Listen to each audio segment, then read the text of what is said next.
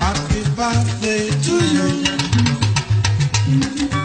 on this occasion of yours. Happy birthday to you. Many happy returns. Happy birthday to you.